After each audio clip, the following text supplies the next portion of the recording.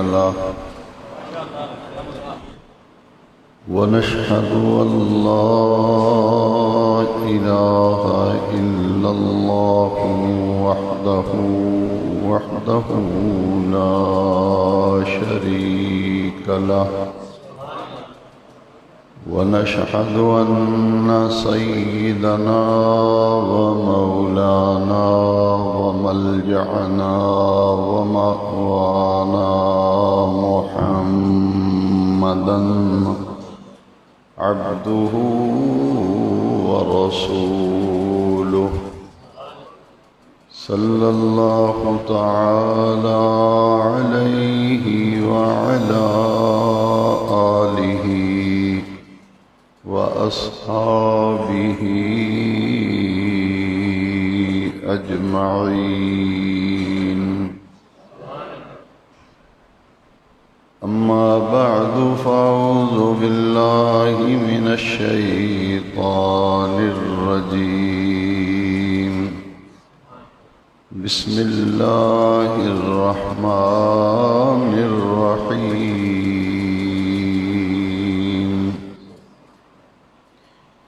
إن الذين يؤذون الله ورسوله لعنهم الله في الدنيا والآخرة وأعد لهم عذابا مهينا. صدق الله مولانا العظيم. إن الله وملائكته يصلون على النبي يا أيها الذين آمنوا صلوا عليه وسلموا تسليما. الصلاة والسلام عليك يا سيدي يا رسول الله وعلى آلك وأصحابك يا خاتم النبيين.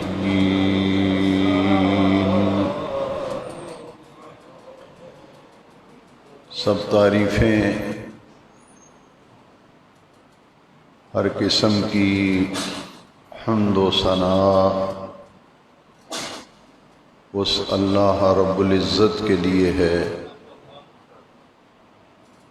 جس رب ذوالجلال نے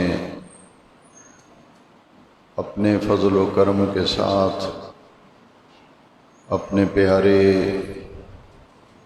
محبوب کریم صلی اللہ علیہ وسلم کے طفیل ہمیں نور ایمان عطا فرمایا.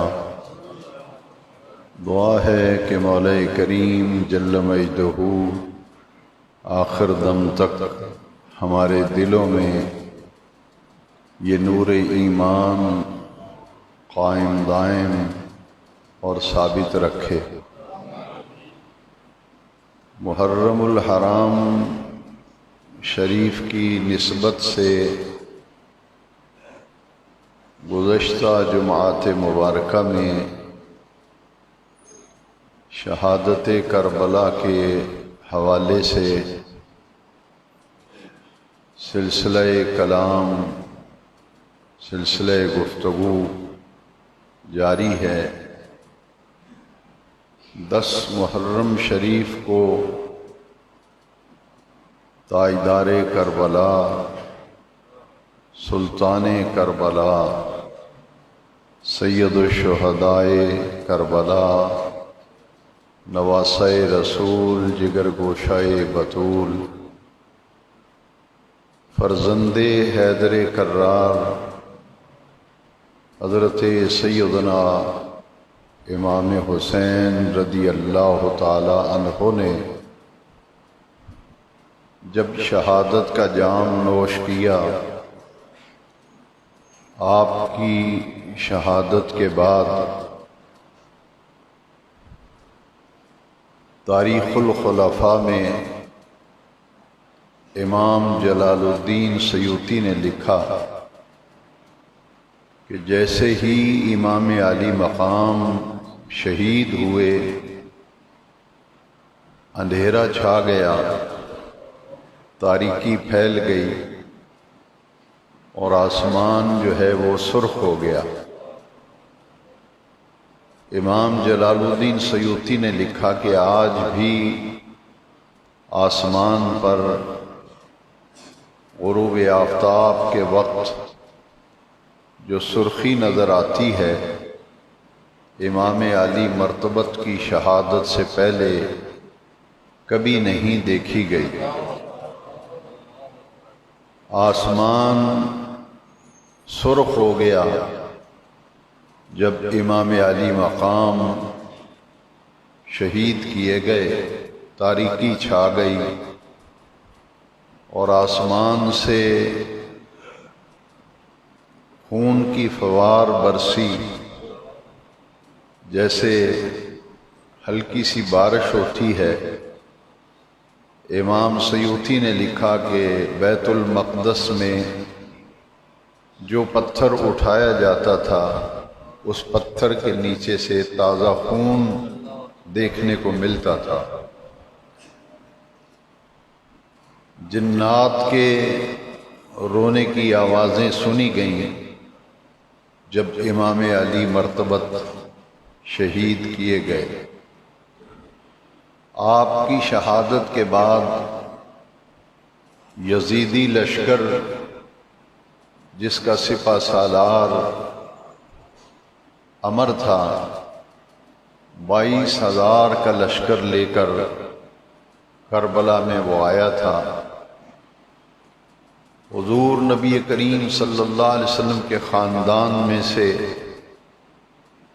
حضرت سیدنا امام زین العابدین سجاد رضی اللہ تعالیٰ عنہ، جو امام علی مرتبت حضرت سیدنا امام حسین رضی اللہ عنہ کے لخت جگر ہیں، نور نظر ہیں، آپ بیمار تھے اور آپ کی علالت اسی حکمت پر مبنی تھی کہ خاندان نبوت، خاندان رسالت کا اجراء حضرت امام حسین کے بعد سیدنا امام زین العابدین سے ہونا تھا۔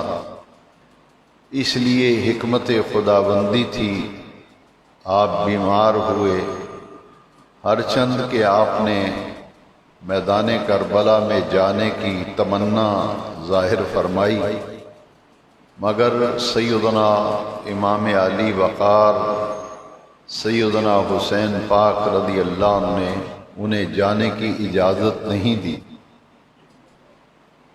امام زین العابدین کو ہتھ کڑیاں پہنائی گئیں اور ان کے پاؤں میں بیڑیاں پہنا کر شہادت سیدنا امام حسین کے بعد انہیں گرفتار کر لیا گیا۔ خاندان اہل بیت کے تمام افراد انہیں گھیرے میں لے لیا گیا اور ظالموں نے اپنی سواریوں کو دوڑایا اور اجساد مبارکہ جو تھے شہداء کے، وہ گھوڑوں کی ٹاپوں کے ساتھ انہیں مسخ کرنے کی کوشش کی گئی۔ خود سیدنا امام حسین رضی اللہ تعالیٰ عنہ کے شہادت کے بعد آپ کا سر قلم کر کے نیزے کے اوپر لٹکایا گیا اور آپ کے جسد مبارک کو معاذ اللہ سواریوں کے پاؤں سے روندا گیا، جس سے تاریخ دانوں نے لکھا ہے کہ امام علی مرتبت کی پسلیاں جو ہیں وہ ٹوٹ گئی تھیں۔ جتنے بھی قافلہ اہل بیت، کاروان اہل بیت کے جتنے بھی افراد شہید ہوئے تھے، ان سبھی کے سر قلم کیے گئے۔ آج بھی ملک شام میں دمشق کے اندر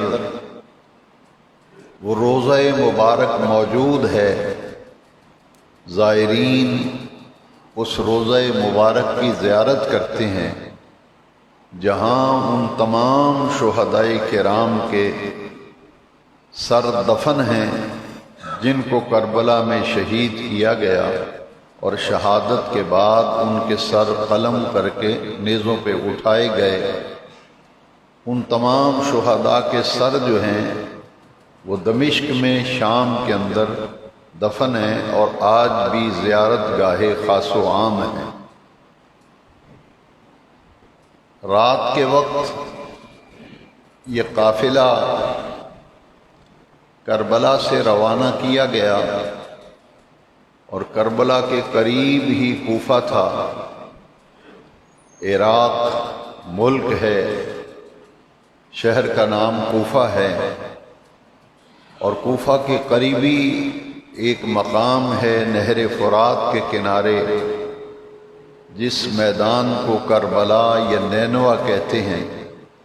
اس جگہ پہ واقع کربلا پیش آیا اور امام علی مرتبت کی شہادت کے بعد کٹے ہوئے سر جو ہیں وہ نیزوں پہ اٹھا کر کربلا سے کوفہ لے جائے گئے۔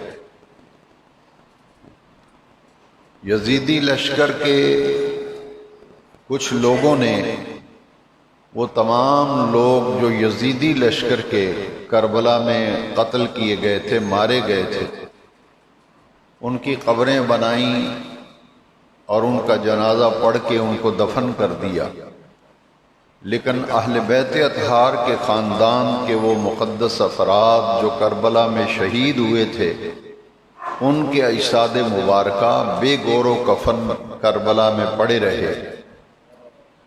یہ قافلہ جب کوفہ کی طرف کربلا سے روانہ ہوا تو اگلے دن کربلائے معلیٰ کے قریب ہی ایک گاؤں ہے جس کا نام غادریہ ہے، وہاں کے کچھ لوگ آئے اور انہوں نے ان اجساد مبارکہ پر نماز جنازہ پڑھی اور ان کی تدفین پھر ان گاؤں کے لوگوں نے اگلے دن آ کے کی۔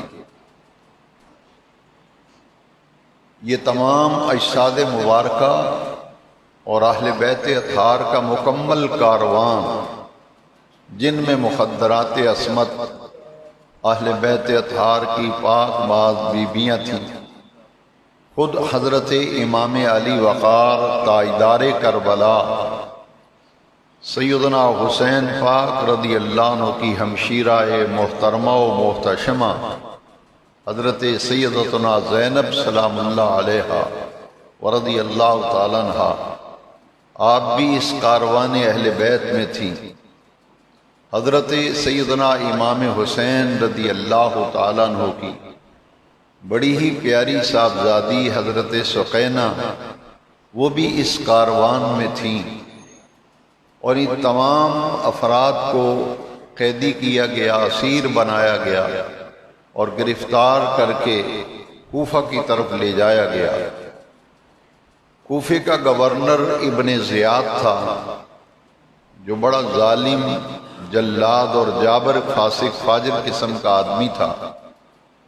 اس کے سامنے جب امام علی وقار کا سر اقدس رکھا گیا تو اس کے ہاتھ میں ایک چھڑی پکڑی ہوئی تھی۔ اس نے اس چھڑی کے ساتھ حضرت امام علی وقار کے ہونٹوں پر اور دانتوں پر ہلکے ہلکے کچوکے لگانا شروع کیا۔ حضور کے ایک صحابی حضرت زید بن ارقم رضی اللہ تعالیٰ عنہ، جو بڑھاپے کی زندگی گزار رہے تھے، انہیں شہادت امام علی وقار کی خبر ہو گئی تھی کہ امام علی مقام شہید کر دیے گئے ہیں، اور ان کا سر اقدس کاٹ کر نیزے پہ اٹھا کر کوفہ کی طرف لایا گیا ہے۔ آپ زیارت کے لیے یزید کے پاس جب ابن زیاد کے پاس پہنچے تو دیکھا کہ ابن زیاد جو ہے چھڑی سے امام حسین کے ہونٹوں پر اور دندان مبارک پر ضربے لگا رہا ہے۔ تو حضرت زید بن ارقم سے رہا نہ گیا، محب اہل بیت تھے، حضور کے صحابی تھے، دل و جان سے خانوادہ نبوت کے قدردان تھے اور امام حسین رضی اللہ تعالیٰ عنہ سے بے حد درجہ پیار کرنے والے تھے۔ آپ سے یہ منظر دیکھا نہ گیا، آپ نے آبدیدہ ہو کر کے فرمایا کہ اے ابن مرجانہ اپنے ہاتھوں کو روک لے، میں نے خود اپنی آنکھوں سے دیکھا ہے کہ رحمت کائنات نور مجسم صلی اللہ تعالی علیہ وسلم ان ہونٹوں کو چوسا کرتے تھے، ان دندان مبارک کو نبی کریم صلی اللہ علیہ وسلم اپنی زبان مبارک اس مقدس منہ میں حضور ڈالتے تھے اور امام حسین پر شفقت فرماتے تھے۔ یہ حضور کی بوسہ گاہ ہے، یہ دندان مبارک بھی حضور کے بوسہ گاہ ہے۔ اپنی چھڑی کو ہٹا لے۔ اب ابن زیاد نے کہا کہ اگر تم بوڑھے نہ ہوتے تو میں تمہاری گردن اڑا دیتا، تمہارا سر قلم کر دیتا، لیکن تمہارا بوڑھا ہونا راستے میں رکاوٹ ہے۔ حضرت زید بن ارقم رضی اللہ تعالیٰ نے فرمایا کہ اے ابن مرجانہ برا ہو تیرا، ستیہ ناش ہو تیرا، میرے بڑھاپے کا تجھے لحاظ آ رہا ہے، لیکن یہ خون رسول ہے، نسل رسول ہے، یہ آل رسول ہے، یہ حضور کے نواسے ہیں، اس نسبت کا تجھے حیا نہیں آیا ہے۔ حضرت زید بن ارقم رضی اللہ تعالیٰ عنہ ابن زیاد پر لعنت ملامت کرتے ہوئے وہاں سے تشریف لے گئے۔ اب یہ تمام سر جو کٹے ہوئے تھے کوفے کے بازاروں میں پھرائے گئے، اس لیے پھرائے گئے کہ ابن زیاد نے کہا کہ جتنے بھی یزید کے مخالف ہیں اور یزید کے اقتدار میں آنے کے بعد اس کی حرکتوں کی وجہ سے اسے ناپسند کرتے ہیں، یہ تمام کٹے ہوئے سر کوفہ میں اور گرد و نواح میں جہاں جہاں سے یہ قافلہ گزرے اور دمشق کی طرف سفر جاری رکھے، تو جس گاؤں سے بھی اور جس بستی سے یہ قافلہ گزرے ان کٹے ہوئے سروں کو بازاروں میں پھرایا جائے، بستیوں میں گھمایا جائے، تاکہ لوگوں کو پتہ چلے کہ جو یزید کے خلاف آواز اٹھائے گا اس کا وہی حشر ہوگا جو ان اہل بیت اطہار کے مقدس افراد کا حشر ہوا ہے۔ معاذ اللہ اس نیت کے ساتھ ان سروں کو کوفے کے بازاروں میں پھرایا گیا، یہاں تک کہ امام علی مقام کا سر اقدس نیزے پہ اٹھایا ہوا تھا، اور یہ بدبخت جس نے امام حسین رضی اللہ عنہ کے سر اقدس والا نیزہ تھاما ہوا تھا، اس شقی القلب شخص کا نام خولی تھا۔ اس نے دیکھا کہ امام علی مقام کے لب مبارک نیزے کے نوک پر حرکت کر رہے ہیں، اور جب غور سے سنا گیا تو امام علی وقار تاجدار کربلا، سلطان کربلا، دڑ مبارک جسد اقدس تو کربلائے معلیٰ میں تھا، لیکن کٹا ہوا سر نیزے کی نوک پر اللہ کے قرآن کی تلاوت کر رہا تھا۔ اس وقت جب سنا گیا تو امام علی وقار، امام علی مرتبت سورہ یاسین شریف کی تلاوت فرما رہے تھے۔ یاسین والقرآن الحکیم انک لمن المرسلین علی صراط مستقیم، سورہ یاسین پڑھی جا رہی تھی۔ یزید بدبخت نے جب اقتدار میں آیا سن 60 ہجری میں رجب کے مہینے میں، تو اس نے دیگر برائیوں کو جو رواج دیا تھا، فسق و فجور کو رواج دیا تھا، معاذ اللہ اپنے ایک بیان میں اس نے کہا تھا کہ یہ قرآن یہ منزل من اللہ نہیں ہے، یہ آسمانی کتاب نہیں ہے، معاذ اللہ اس کے کلام الہی ہونے کا اس بدبخت نے انکار کیا تھا۔ امام علی مقام کی شہادت کہ جہاں اور بہت سے سبق ملتے ہیں، ایک نمایاں پہلو یہ دکھائی دیتا ہے کہ یزید نے قرآن کے کلام الہی ہونے میں شک کیا تھا، امام حسین کے سر کٹے ہوئے سر اقدس نے قرآن کی تلاوت کر کے قرآن کے منزل من اللہ ہونے اور کتاب اللہ ہونے پر مہر تصدیق ثبت فرما دی تھی۔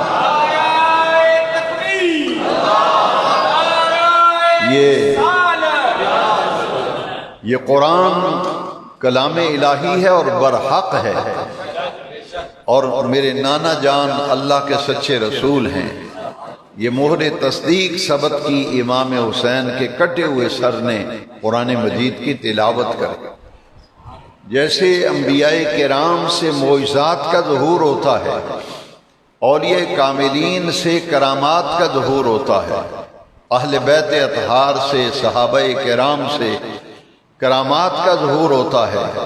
یہ نبی کریم علیہ السلام کے نواسے فرزند رسول سیدنا حسین ابن علی کی یہ کرامت تھی کہ آپ کے کٹے ہوئے سر نے کوفہ کے بازار میں سورہ یاسین شریف کی تلاوت فرمائی تھی۔ اسی کوفہ کے بازار میں جب شہر سے قافلہ نکل رہا تھا اور سوئے دمشق روانگی ہونے لگی تھی، تو اسی قافلے کے آگے آگے ایک شخص قرآن کی تلاوت کر رہا تھا۔ وہ قرآن پڑھ رہا تھا اور سورہ کہف کی اس آیت مقدسہ پر پہنچا، ان اصحاب الکہف والرقیم کانوا من آیاتنا عجبا۔ اصحاب کہف رقیم کے قصے اللہ تبارک و تعالی کی نشانیوں میں سے عجیب تر نشانیاں ہیں۔ جب اس آیت مقدسہ پر وہ قرآن پڑھنے والا پہنچا، حضرت امام علی وقار سلطان کربلا کا کٹا ہوا سر نیزے پہ کلام کرنے لگا، گفتگو فرمانے لگے امام علی مقام۔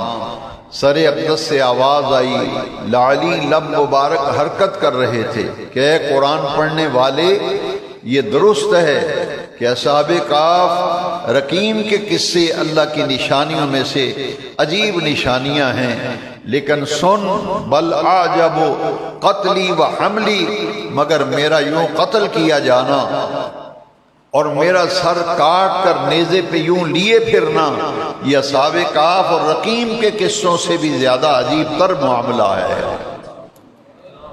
یہ دو کرامات تھیں جو کوفہ کے بازار میں امام علی مرتبت کے سر اقدس کی کرامات ظاہر ہوئی تھی۔ حاضرین محترم، یہ قافلہ سوئے دمشق جا رہا تھا کہ راستے میں ایک جگہ رات ٹھہرنے کے لیے، قیام کرنے کے لیے ایک جگہ قافلے کو روکا گیا۔ جہاں قافلہ روکا گیا اس کے قریب ہی ایک کلیسا تھا۔ کلیسے کے راہب جو ہے اندر سے باہر آیا اور اس نے آ کر کے پوچھا کہ یہ کٹے ہوئے سر نیزوں پہ میں دیکھ رہا ہوں، کچھ لوگوں کو زنجیریں پڑی، ہتھکڑیاں لگی ہیں، یہ کون لوگ ہیں اور ان کے سر کیوں کاٹے گئے ہیں؟ یہ ماجرا اور معاملہ کیا ہے؟ یزید کی طرف سے یہ ہدایات دی گئی تھی سرکاری طور پر کہ جو بھی پوچھے یہ ماجرا کیا ہے تو صرف ایک ہی بات بتائی جائے کہ حکومت وقت کے خلاف کچھ لوگوں نے بغاوت کی تھی اور حکومت کا تختہ الٹنے کی سازش کی تھی، لہذا اسے ناکام کر دیا گیا ہے۔ یہ ان باغیوں کے کٹے ہوئے سر ہیں جنہوں نے حکومت کے خلاف بغاوت کی تھی، تاکہ ہر طرف خوف و ہراس پھیل جائے اور یزید کے اقتدار کا جو خطرہ ہے اس کو بچایا جائے اور لوگوں کے دلوں پر رعب اور دبدبہ بیٹھ جائے اور ایک خوف و ہراس کی کیفیت غالب آ جائے کہ جو بھی یزید کے خلاف آواز اٹھائے گا اس کے ساتھ وہی سلوک کیا جائے گا جو ان کے ساتھ سلوک کیا گیا ہے۔ اسی مقصد کے پیش نظر قافلے والوں نے کہا کہ کچھ باغی لوگ تھے جو حکومت کا تختہ الٹنے چاہتے تھے، اس بغاوت کو کچل دیا گیا ہے اور یہ بغاوت کرنے والوں کے سر ہیں جو کاٹے گئے ہیں۔ اس نے کہا کہ یہ نورانی پیکر ان کی صورتیں اور ان کے حلیے بتا رہے ہیں کہ یہ کوئی بڑے ہی مقدس ترین لوگ ہیں، مجھے صحیح بتاؤ یہ ماجرا کیا ہے۔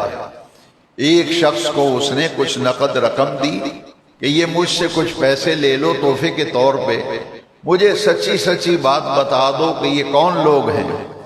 اس بدبخت نے جو پہلے ہی دنیا کے لالچ میں اندھے ہو چکے تھے، اور یہ سارا کھیل اسی لیے معاذ اللہ یہ ساری داستان کربلا کو جب دیکھا جائے تو اس میں لالچ، حرص و ہوس، اقتدار کے لالچ ان کے ذہنوں پر غالب آ گیا۔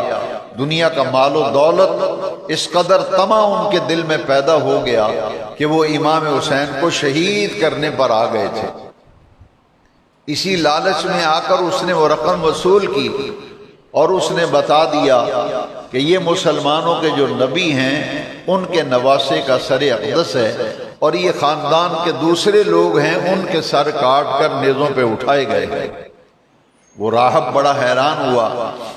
اس نے کہا کہ ایسا کرو کہ مجھ سے کچھ پیسے لے لو اور ایک رات کے لیے یہ سر اقدس مجھے دے دو۔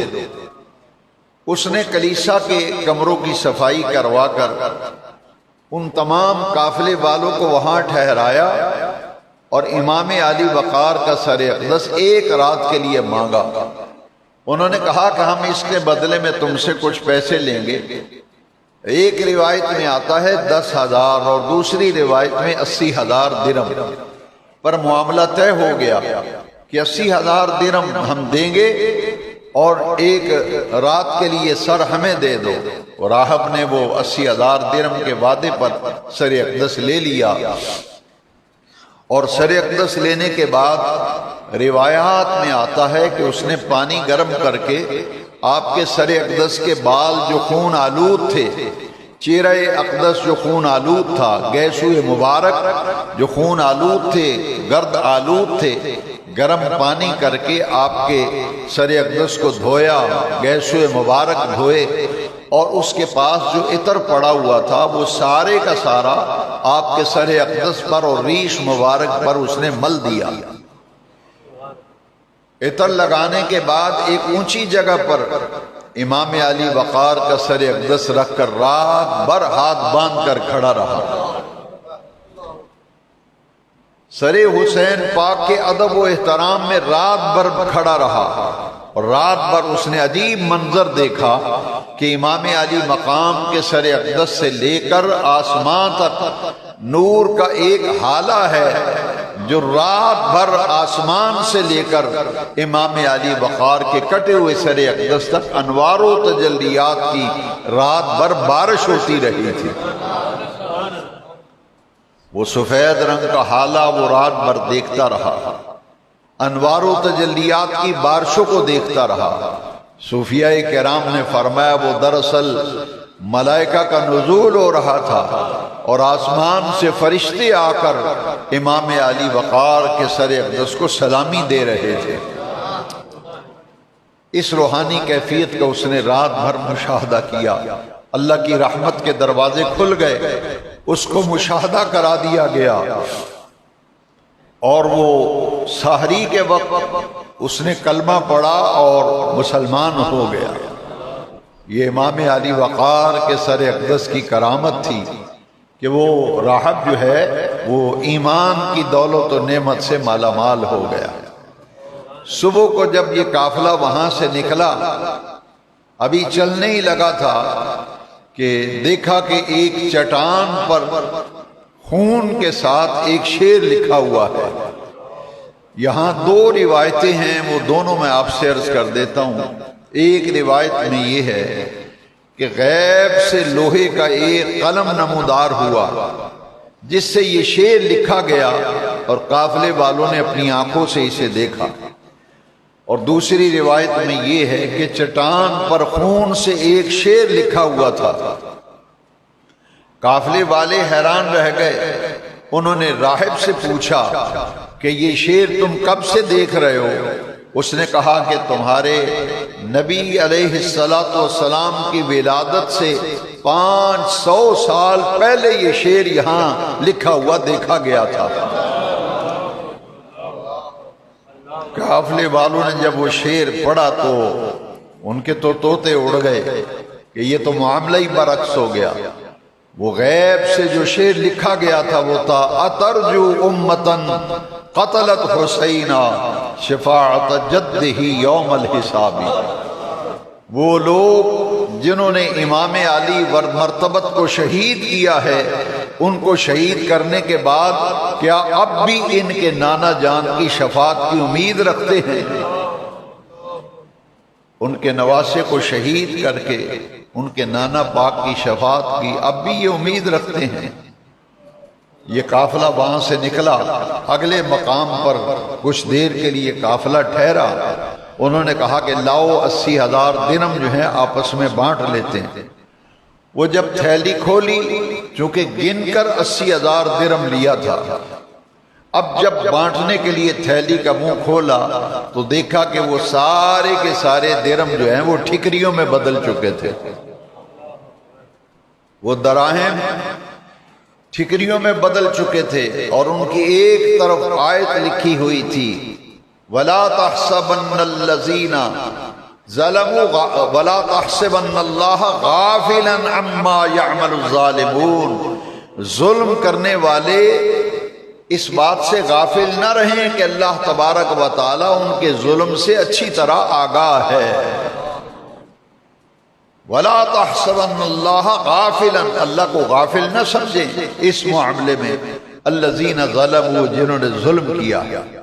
اور دوسری طرف آیت کریمہ لکھی ہوئی تھی وَسَيَعْلَمُ الَّذِينَ ظَلَمُوا أَيَّ مُنْقَلَبٍ يَنْقَلِبُونَ، کہ ان قریب ظالم لوگ، ظلم کرنے والے دیکھ لیں گے کہ ان کا انجام کیا ہوتا ہے، وہ کس کروٹ بیٹھتے ہیں، ان کا انجام کیا ہوتا ہے۔ ظلم کرنے والے ان قریب دیکھ لیں گے۔ دونوں طرف یہ آیتیں لکھی ہوئی تھی۔ اب دنیا کی دولت بھی ہاتھ نہ آئی، دین تو پہلے ہی ہاتھ سے جا چکا تھا، ایمان سے تو پہلے ہی ہاتھ دھو بیٹھے تھے، اب دنیا کا مال بھی ہاتھ نہ آیا۔ خسرت دنیا والآخرہ، دنیا کا خسارہ بھی اٹھا لیا اور آخرت کا خسارہ بھی اٹھا لیا۔ یہ قافلہ جب دمشق کی طرف جا رہا تھا تو یزید بدبخت نے کہا کہ یہ قافلہ دمشق کے جب قریب آیا تھا تو دارالامارات جو ہے گورنمنٹ ہاؤس، اس کے دروازے رات کو بند ہو جاتے تھے۔ یہ قافلہ جب دمشق میں پہنچا تو دیکھا کہ دارالسلطنت کے گورنمنٹ ہاؤس کے تمام دروازے بند ہو گئے ہیں، لہٰذا یہ قافلہ شہر سے باہر ہی کسی جگہ ٹھہرایا جائے تاکہ صبح جب دفتر کھلیں گے اور دارالسلطنت کا دروازہ کھلے گا تو پھر یزید کے پاس اس قافلے کو پیش کیا جائے گا۔ یہ قافلہ شہر میں داخل ہوا اور ایک منزل طے کرنے کے بعد ایک محلہ تھا جس کا چوک تھا، وہاں اس قافلے کو رات ٹھہرایا گیا۔ نیزوں کے اوپر سر تھے اور اس قافلے کو رات وہاں ٹھہرایا گیا کہ صبح ہونے کے وقت جب گورنمنٹ ہاؤس کے دروازے کھلیں گے تو قافلے کو یزید کے پاس لے جایا جائے گا۔ اب وہاں قافلہ رات ٹھہرا ہوا تھا۔ یہ کربلا کے سے چلے اور کوفہ سے چلے تو دمشق میں آئے، اور راستے میں یہی لوگوں کو بتاتے آئے کہ یہ وہ لوگ ہیں جنہوں نے حکومت کے خلاف بغاوت کی تھی اور حکومت کا تختہ الٹنے کی سازش کی تھی، لہذا اس سازش کو کچل دیا گیا ہے۔ یہاں بھی اسی قسم کی کیفیت تھی، لوگ پوچھتے تھے یہ کن کے سر ہیں، تو یہی جواب ملتا تھا۔ یہ قافلہ رات کو ٹھہرا ہوا تھا کہ ایک بوڑھی خاتون تھی جس کا گھر بالکل اس چوک میں تھا۔ اس نے مکان کی چھت پہ چڑھ کے دیکھا کہ کچھ کٹے ہوئے سر نیزوں پہ ہیں اور کچھ لوگ قیدی بنائے گئے ہیں۔ اس نے یہ جب منظر دیکھا تو وہ پریشان ہو گئی۔ پریشان ہو کر جب نیچے آئی، مکان کی چھت سے نیچے اتر کر اپنے مکان کے دروازے پر کھڑے ہو کر اس نے یہ سارا منظر دیکھا کہ کچھ پردے دار مقدس خواتین بھی اسے نظر آئیں، اور یہ قافلے کے چہرے کے آثار بتاتے تھے کہ یہ بہت مظلوم اور دکھی لوگ ہیں، مصیبت زدہ ہیں، اور یوں لگتا ہے کہ کافی وقت گزر گیا، ان کو کھانے پینے کے لیے بھی کچھ نہیں ملا۔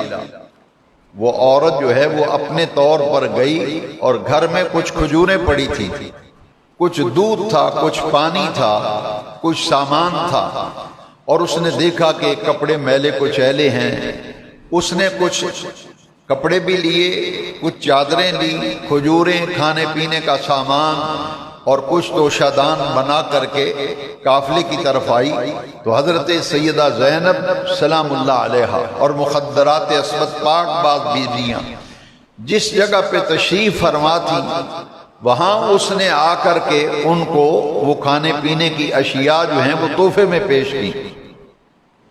حضرت سیدہ زینب نے اس بوڑھی عورت سے پوچھا کہ تم بتاؤ تم کون ہو، کیا ہمیں تم جانتی ہو؟ اس نے کہا کہ میں تمہیں نہیں جانتی، مجھے نہیں پتا تم کون لوگ ہو، یہ کن کے سر ہیں کٹے ہوئے، لیکن میں نے دیکھا کہ یہ لوگ بھوکے پیاسے ہیں، پریشان حال ہیں، مصیبت زدہ ہیں، مظلوم ہیں، تو میں اپنے طور پر کچھ کھانے پینے کا سامان لے آئی۔ حضرت سیدہ زینب آپ دیدہ ہو گئیں، فرمایا کوفہ سے لے کر دمشق تک ہمیں کسی نے پوچھا نہیں تم کون ہو جو اتنی ہمدردی کر رہی ہو، آخر یہ ہمدردی کی وجہ کیا ہے؟ تو بوڑھی خاتون نے کہا کہ میں کچھ دیر مدینہ منورہ میں ایک گھر میں نوکرانی کے طور پر خدمت سر انجام دیا کرتی تھی۔ اس وقت میں جوان تھی اور میرا خامد مجھے لے گیا کہ ہم شام کے رہنے والے ہیں، دمشق کے، یہاں کوئی ذریعہ آمدن نہ تھا، جیسے یہاں لوگ روزگار کمانے کے لیے دوسرے ملکوں میں چلے جاتے ہیں۔ اب میاں بیوی نے فیصلہ کیا کہ چلتے ہیں حجاز مقدس اور وہاں جا کر شہر مدینہ منورہ میں کوئی نوکری ڈھونڈتے ہیں، کوئی محنت مزدوری تم کر لیا کرو، میں بھی کسی گھر میں کام کاج دیکھ لوں گی۔ ہم شام سے دمشق سے مدینہ منورہ پہنچے تھے تو ہمیں ایک گھر میں نوکرانی کے طور پر ہمیں کچھ ملازمت مل گئی۔ میرا خامد دن بھر کو محنت مزدوری کرتا تھا اور میں گھر میں خدمت کیا کرتی تھی، اور ان گھر والوں کی میں خدمتگار کے طور پر کچھ عرصہ میں نے اس گھر میں گزارا تھا۔ اور میری جو مالکن تھی، ایک وقت ایسا آیا کہ ہماری جوانی کی عمر گزر گئی تو ہم نے ارادہ کیا کہ اب ہم چلتے ہیں اپنے دیس اور اپنے وطن، وہاں جا کے زندگی کے دن گزار لیتے ہیں۔ تو جب میں رخصت ہونے لگی تو میری مالکن نے مجھے کپڑے بھی دیے، پیسے بھی دیے، کچھ ساز و سامان بھی دیا، اور جب مجھے رخصت کیا تو میں نے اپنی مالکن سے کہا کہ مجھے کوئی نصیحت کر دیں، میں نے آپ کی خدمت کی ہے، مجھے کوئی نصیحت کر دیں۔ تو میری مالکن نے مجھے کہا تھا کہ زندگی میں اگر کہیں کوئی فقیر اور مسافر لوگ مل جائیں تو ان کی خدمت کر دینا، ان کے کھانے پینے کا بندوبست کر دینا۔ کوئی مسافر، کوئی خستہ حال کہیں مل جائے تو ان کے کھانے پینے کا بندوبست کر دینا، ان کی خدمت کر دینا۔ سیدہ زینب سے اس نے کہا کہ میری مالکن کی یہ مجھے نصیحت تھی، میں نے دیکھا کہ یہ کوئی لٹا ہوا قافلہ ہے، کٹے ہوئے سر ہیں، اسیران ہیں، ان کی خدمت کر دوں، کھانا کھلا دوں، تواضع کر دوں، تاکہ مالکن نے جو وصیت کی تھی اس پر عمل ہو جائے۔ آپ نے پوچھا کہ بتاؤ وہ گھر جو ہے اس کی کوئی مجھے بات بتاؤ۔ انہوں نے کہا کہ اس گھر میں دو چھوٹے چھوٹے بچے تھے، ایک کا نام حسن تھا، ایک کا نام حسین تھا، اور ایک چھوٹی ننھی سی بچی تھی جس کا نام زینب تھا۔ میں زینب کو اٹھایا کرتی تھی، حسین اور حسن کو کھلایا کرتی تھی، اور میری مالکن کا نام فاطمۃ الزہرا تھا، اور اس گھر کے مالک کا نام علی المرتضیٰ حیدر کرار تھا۔ اس نے کہا کہ اب مجھے نہیں پتا کہ وہ سیدہ زینب کہاں ہیں، کس حال میں ہیں، وہ حسین کہاں ہیں، مجھے ان کا کچھ علم نہیں۔ ایک زمانہ بیت گیا، میں مدینہ چھوڑ کر یہاں شام میں آ گئی۔ حضرت سیدہ زینب آپ دیدہ ہو گئی، صبر کی انتہا ہو گئی۔ آپ نے فرمایا بی بی اللہ تجھے جزا دے، وہ زینب جس کی تو باتیں کر رہی ہے، انا زینب، وہ زینب میں ہوں، اور یہ نیزے کی نوک پر جو کٹا ہوا سر ہے یہ حسین ابن علی کا سر ہے۔ فرمایا وہ زینب میں ہی ہوں، اور یہ کٹا ہوا سر جو نیزے پہ اٹھایا گیا ہے یہ حسین ابن علی کا سر ہے۔ یہاں ایک روایت میں تو یہ آتا ہے کہ اس نے ایک نظر سیدہ زینب کو دیکھا، اسیران کربلا کو دیکھا، کٹے ہوئے سر نیزوں پہ دیکھے، حسین پاک کے سر اقدس کی جب زیارت کی تو وہ صبر کی تاب نہ لا سکی اور اسی وقت اس نے وہاں جام شہادت نوش کر لیا، اسی وقت جام شہادت نوش کر لیا۔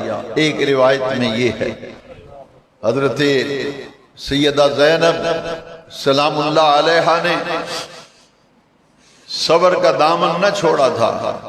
یہ حالات و واقعات اب آہستہ آہستہ کسی طرح یہ خبر دمشق میں پھیل گئی کہ یہ خانوادہ نبوت ہے، یہ آل رسول ہے، یہ علی کے لال ہیں، فاطمہ الزہرا کے جگر پارے ہیں، جنہوں نے یزید کے فسق و فجور اور اس کی بدبختیوں کی نشاندہی کی تھی، لہذا دین کی بقا و سالمیت کے لیے یہ حسین آئے تھے، ان بدبختوں نے انہیں ظلماً شہید کر دیا۔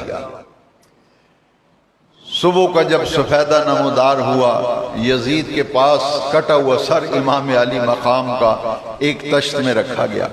حضرت زین العابدین کے پاؤں میں بیڑیاں ہیں، ہتھ کڑیاں ہیں، یزید کے سامنے لے جایا گیا۔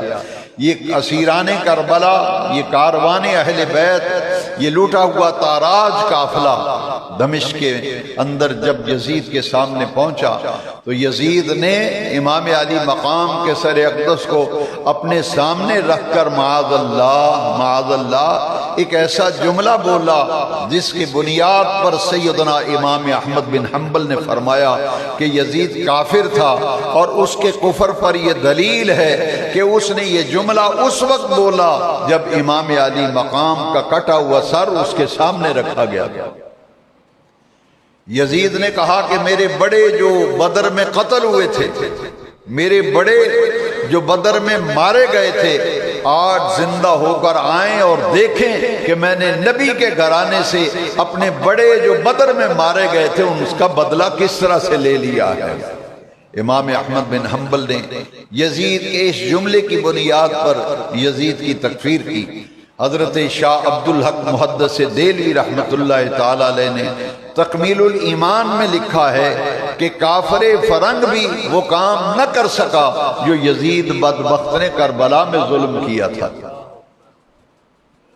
امام علی مقام کے سر اقدس کو سامنے رکھ کر وہ کہتے ہیں میں نے بدر میں جو میرے بڑے مارے گئے تھے ان کا بدلہ لے لیا معاذ اللہ، اور پھر چھڑی پکڑ کے امام علی مرتبت کے ہونٹوں پہ چھڑیاں مارنے لگا۔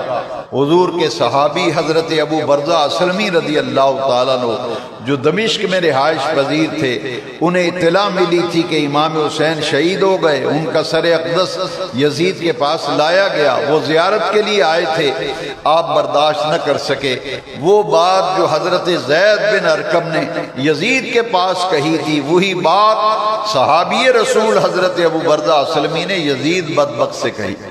فرمایا او بدبخت لئیں تو چھڑیاں مارتا ہے ان مقدس ہونٹوں پر جن پر رسول اللہ بوسے دیا کرتے تھے۔ آپ نے فرمایا کہ اپنی چھڑی کو ہٹا لے۔ اس نے کہا کہ تم بوڑھے ہو اور تمہاری عقل ضائع ہو گئی ہے، تم سٹھیا گئے ہو، اگر بوڑھے نہ ہوتے تمہیں قتل کر دیتا۔ آپ نے بھی وہی جواب دیا کہ میرے بڑھاپے کا خیال آ رہا ہے مگر ان کی نسبتوں کا حیا نہیں آ رہا، ان کی نسبتوں کا خیال نہیں آ رہا۔ فرمایا تو نے قیامت تک کے لیے ایسا کام کر دکھایا کہ قیامت تک تیرے گلے میں لعنت کا طوق پڑ چکا ہے، اب قیامت تک وہ لعنت کا طوق دنیا قیامت تک دیکھتی رہے گی۔ قرآن مجید میں اللہ تبارک و تعالی نے فرمایا، جو آیت مقدسہ میں نے آج خطبے میں تلاوت کی ہے، ان الذین یعظون اللہ ورسولہ لعنہم اللہ فی الدنیا والآخرہ وعد لہم عذابا مہینا، جس نے اللہ اور اس کے رسول کو دکھ دیا، اذیت دی دنیا کی زندگی میں، اس پر اللہ کی لعنت ہے، اور آخرت میں بھی اس پر اللہ کی لعنت ہے۔ اور یہی حضرت ابو برزہ اسلمی نے فرمایا تھا کہ یزید نے ایسا کام کیا ہے قیامت تک اس بدبخت پر لعنت برستی رہے گی۔ جمعے کا دن تھا، حضرت امام زین العابدین نے فرمایا کہ آج دمشق کی جامع مسجد میں جمعے کا خطبہ میں دوں گا۔ اس نے کہا یہ کون ہے جو بول رہا ہے؟ قافلے والوں نے بتایا کہ یہ حسین کا بیٹا ہے۔ اس نے کہا تم نے اس کو کیوں نہیں قتل کیا؟ سب کو قتل کر دیا، اس کو کیوں چھوڑا ہے تم نے؟ اللہ اکبر اللہ اکبر۔ حضرت سیدہ زینب نے امام زین العابدین کو اپنے کلاوے میں لے لیا، فرمایا بدبخت، پورا خاندان شہید کرنے کے بعد بھی ابھی تک اگر آپ تمہاری پیاس نہیں بجھی تو پھر سن لو، پہلے مجھے قتل کرو گے پھر زین العابدین کی طرف آؤ گے۔ آپ کی آواز سے ایسا روح پیدا ہوا کہ یزید خاموش ہو گیا۔ جمعے کے خطبے میں امام علی مقام کے لخت جگر، بیمار کربلا سجاد سیدنا زین العابدین رضی اللہ عنہ و سلام اللہ علیہ جمعے کا خطبہ دیتے ہیں۔ تمام واقعات کربلا جو چیدہ چیدہ واقعات تھے وہ جمعے میں بیان کیے۔ یزید بھی مجمع میں بیٹھا ہوا تھا۔ اس نے جب دیکھا کہ پورے مجمع میں آہوزاری ہے اور لوگ یزید کے بارے میں نفرت کے لفظ بول رہے ہیں، وہ اٹھ کے کھڑا ہوا۔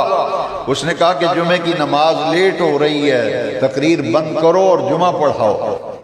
اللہ اکبر اللہ اکبر۔ امام زین العابدین نے جب یہ تمام واقعات جمعے میں دمشق کی جامع مسجد جامع عموی میں بیان فرمائے تو نماز جمعہ کے بعد شہر کے احوال بدل گئے۔ یزید کے بارے میں دلوں میں نفرت پیدا ہو گئی، لیکن صاحبان اقتدار جن کے پاس حکومت ہوتی ہے وہ اقتدار کی طاقت استعمال کر کے مخالف کو دباتے ہیں۔ قتل و غارت کا ایسا بازار گرم کیا گیا کہ لوگ خاموش ہو کر گھروں میں بیٹھ گئے، مگر یزید بدبخت پر ہر شخص لعنت بھی کرتا تھا، اس سے نفرت بھی کرتا تھا۔ جب اس نے دیکھا کہ حالات یکسر بدل گئے ہیں، وہ صحابی رسول جو کوفہ کے گورنر تھے حضرت نعمان بن بشیر رضی اللہ تعالیٰ عنہ، امام مسلم جب آئے تھے کوفہ میں تو انہوں نے بالکل کوئی تعرض نہیں کیا تھا، روکا نہیں تھا امام مسلم کو، اسی وجہ سے یزید نے انہیں معزول کیا تھا اور ان کی جگہ پہ ابن زیاد کو کوفے کا گورنر لگایا تھا۔ اس نے فوراً بلایا حضرت نعمان بن بشیر کو، وہ صحابی رسول تھے۔ انہوں نے کہا کہ کسی طرح اس قافلے کو اب مدینہ منورہ پہنچایا جائے۔ چنانچہ حضرت نعمان بن بشیر رضی اللہ تعالیٰ عنہ کاروان اہل بیت اور کربلا کا یہ تاراج قافلہ جب دمشق سے مدینہ منورہ کی طرف روانہ ہوا، حضرت نعمان بن بشیر رضی اللہ تعالیٰ عنہ کے ساتھ 30 فوجیوں کا دستہ تھا جو حفاظت کے لیے دیا گیا، اور یہ قافلہ پھر دمشق سے مدینہ منورہ لے جایا گیا۔ مدینہ پاک یہ کربلا کا لوٹا ہوا قافلہ اور تاراج قافلہ جب پہنچا تو حضرت محمد بن حنفیہ شہر سے باہر نکل آئے اور ام المومنین ام سلمہ رضی اللہ تعالیٰ عنہ آپ بھی شہر سے باہر آ کر اس قافلے کو استقبال کرتی ہیں، اور پورے کا پورا قافلہ سیدھا در مصطفیٰ پہ حاضری دیتا ہے۔ حضور کے روضہ انور پر جا کر حضرت امام زین العابدین نے پورا تاریخ کربلا، پورا دن کے واقعات، جانے اور آنے کے معاملات سرکار کی بارگاہ میں عرض کیے۔ رات کو خواب میں دیکھا، فرمایا بیٹے زین العابدین تو مجھے داستان کربلا سنا رہا تھا، میں تو خود کربلا میں موجود تھا جب یہ ساری شہادتیں ہو رہی تھی۔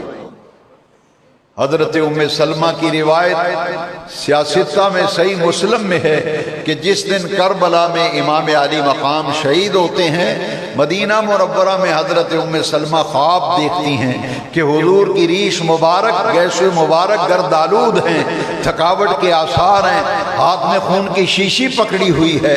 ام سلمہ خواب میں پوچھتی ہیں آقا یہ کیا ماجرا ہے؟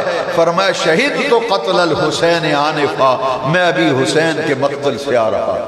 یہ قافلہ مدینہ منورہ پہنچا اور حضرت امام زین العابدین رضی اللہ تعالیٰ عنہ شہر مدینہ سے باہر نکل گئے اور ایک جنگل میں جا کے آپ نے ڈیرا لگایا اور ساری زندگی آپ نے وہیں بسر کر دی، اور واقعہ کربلا کے بعد کسی نے بھی حضرت امام زین العابدین کو کبھی مسکراتے نہیں دیکھا۔ حاضرین محترم، یہ لوٹا ہوا قافلہ پھر واپس مدینہ منورہ آتا ہے، وآخر دعوانا الحمد للہ۔